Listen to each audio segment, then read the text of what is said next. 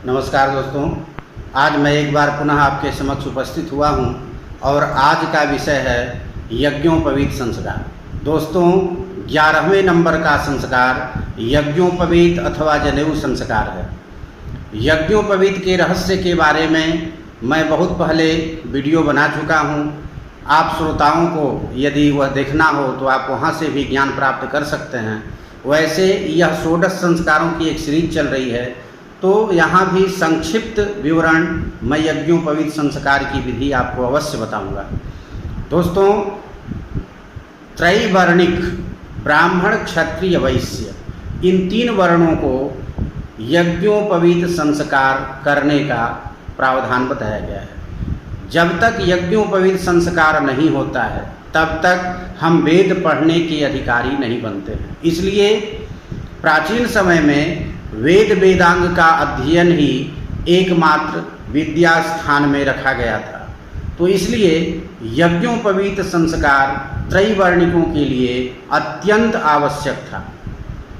तो किसी भी यज्ञोपवीत संस्कार के लिए एक शुभ मुहूर्त आप ब्राह्मण से अवश्य निकलवा लें, या बसंत पंचमी के दिन आप त्रैवर्णिक तीनों यज्ञोपवीत संस्कार कर सकते हैं।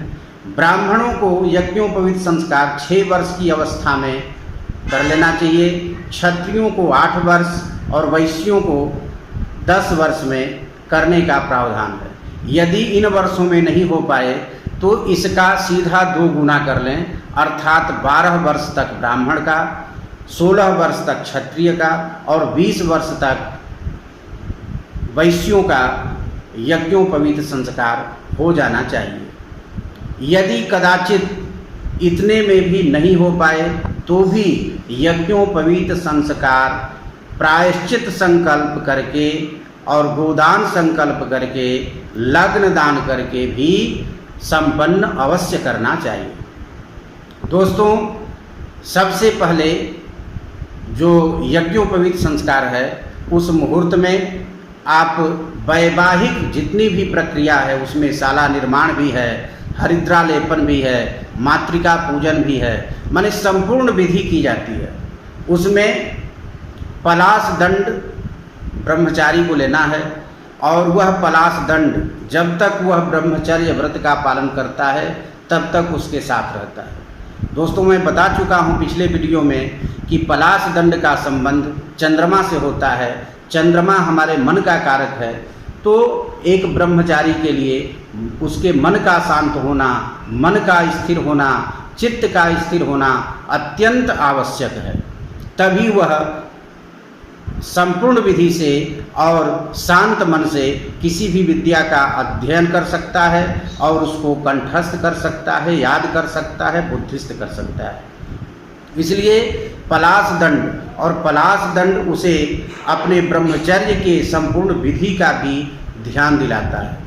दोस्तों, इसी यज्ञोपवीत संस्कार के क्रम में उसे गायत्री मंत्र का गुरु उपदेश भी करते हैं, जिसका उसे आजीवन पालन करना होता है और त्रिकाल संध्या करनी होती है। उस ब्रह्मचारी के अनेकानेक उपदेश हैं कि कब कब यज्ञोपवीत संस्कार जो हुआ है उस जनेऊ को किस प्रकार आप पवित्र रखें, सुरक्षित रखें, और खास करके शौच के क्रम में जब आप लघु शौच या दीर्घ शौच में जाते हैं तो यज्ञोपवीत को दक्षिण कर्ण पर अवश्य रख लें। यदि लघु शौच कर रहे हैं तो 1 बार, और अगर दीर्घ शौच कर रहे हैं तो 2 बार यहाँ लपेट लेना चाहिए। और शौच के क्रम में कभी भी आप बोल नहीं सकते, बोलना मना है। तीसरी बात कि सर को कभी भी खाली रखकर आप शौच के लिए न जाएं। दोस्तों, आप जान लें यह एक बहुत ही वैज्ञानिक स्थिति है, वैज्ञानिक विधि है कि यदि हमारा सिर खुला हुआ रहेगा तो आप जानते हैं कि शौच के क्रम में ही अधिकांश हमें लकवा की शिकायत होती है। लकवा के रोगी अधिकांश शौच की स्थिति में ही होते हैं। तो जब हमारा सर बंधा हुआ रहेगा, या तो किसी गमछे से पगड़ी बांध लें या जनेऊ को ही इस कान से इधर लाकर, माने इधर बाएं से लाकर ऊपर सिर के ऊपर से और दाहिने कर्ण में लपेट लें, तो लकवा की संभावना बिल्कुल नहीं रहेगी। तो दोस्तों, इस प्रकार से उसे गायत्री मंत्र का उपदेश के साथ साथ अन्य कई उपदेश दिए जाते हैं। तो यज्ञोपवीत संस्कार कर लेना चाहिए। और एक बात अवश्य मैं आपको बताना चाहूँगा कि ब्राह्मणों का जो जनेऊ होता है वह 96 अंगुल का होता है, क्षत्रियों का 86 अंगुल का होता है, 10 अंगुल कम हो जाता है, क्योंकि ब्राह्मण के 6 कर्म बताए गए हैं। क्या है? वेद पढ़ना, वेद पढ़ाना, यज्ञ करना, यज्ञ कराना, दान लेना और दान देना। तो दोस्तों, दान लेने की स्थिति क्षत्रियों को नहीं होती, इसलिए जो कर्मकांड के मंत्र हैं उनमें से 10,000 कम हो जाता है। 86 अंगुल का क्षत्रियों के लिए यज्ञोपवीत बताया गया है। उसी प्रकार से 10 अंगुल और कम हो जाते हैं वैश्यों के लिए, उनके लिए 76 अंगुल का यज्ञोपवीत होता है। तो दोस्तों, 76 अंगुल का यज्ञोपवीत इसलिए होता है कि वैश्यों को यज्ञ करने का अधिकार है किंतु यज्ञ कराने का अधिकार नहीं है। तो इस प्रकार से एक एक अधिकार क्षत्रियों के माइनस होते हैं और वैश्यों के माइनस होते हैं, इसलिए 10-10 अंगुल जनेऊ में भी कम हो जाता है।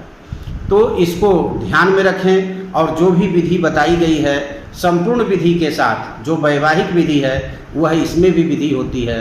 और इस प्रकार से यज्ञोपवीत संस्कार को संपन्न कर लेना चाहिए। विशेष जानकारी के लिए यज्ञोपवीत का रहस्य आप देख सकते हैं। और इसी के साथ मैं आपसे विदा लेता हूँ और अगले वीडियो में मैं पुनः आपके समक्ष उपस्थित होऊंगा।